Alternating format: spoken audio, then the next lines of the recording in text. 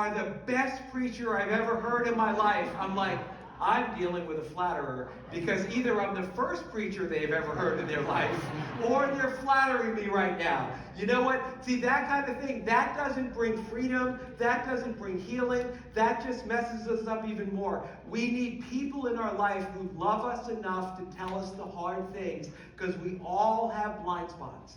We all have blind areas. And then there's the fourth area, and that's called the unknown area. That is, what is known by you about your, what is unknown by you about yourself and is unknown by others. So in other words, nobody knows about this. Nobody knows. But you know who does know? God knows. God knows. God said to Jeremiah, Jeremiah 1:5, I knew you before I formed you in your mother's womb. And what he says about Jeremiah, he says about each and every one of us. There are callings and dreams and plans that God has for you from before you were formed in your mother's womb. And the reason we need to come more into the freedom that God has for us is so that nothing will hold us back from the good, pleasing, and perfect will that God has for our lives. And we can help one another find God's good, pleasing, and perfect will. It says in Proverbs 27, verse 17, as iron sharpens iron, so one person sharpens another. See, what I'm saying here, just trying to be as clear as possible, is we are way better together. We need each other. And your response, your next step is really very simple. I hope that those of you who have been part of our life groups will say, I'm going to continue being part of this life group, and maybe you have a little bit more of an understanding of how that life group can be beneficial, that you go into it saying, God, show me the one or two people that you want me to have this kind of relationship with.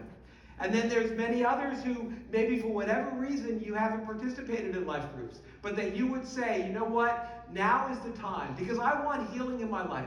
Because I don't want to be held back anymore. I don't want to have to say what a wretched man I am. I want to come into the freedom that God has for me. So I want to go deeper than just worrying about my public image. I want to take the mask off. I want to have people I trust who can speak into my blind spots so that I can come into everything that God has for me. That I might be healed and set free so that I can run the race that God has for me.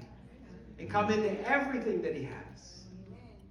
Let me end with this. Hebrews 3, 12 to 13 says, see to it, brothers and sisters, that none of you has a sinful, unbelieving heart that turns away from the living God, but encourage one another daily, as long as it is called today, so that none of you may be hardened by sin's deceitfulness. See, I think we need that encouragement. Because if we just live, if we just don't bring people in, we keep the masks in, and we just live in the open areas of our life, and we're not real about what's going on in our life, about the cracks and the struggles and the baggage, that we can find that our hearts just get harder.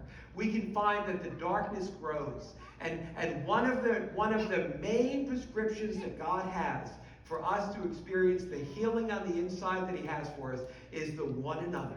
Is that we have these relationships of trust and accountability. And it is my prayer and it is my hope that we will be a church full of those kinds of relationships, and that we will, in 2025, that we will experience transformation. That we will come into all the freedom that God has for us as we confess our weaknesses and our sins to Him, and as we confess our weaknesses and our sins to one another. So I want to do something this morning that I don't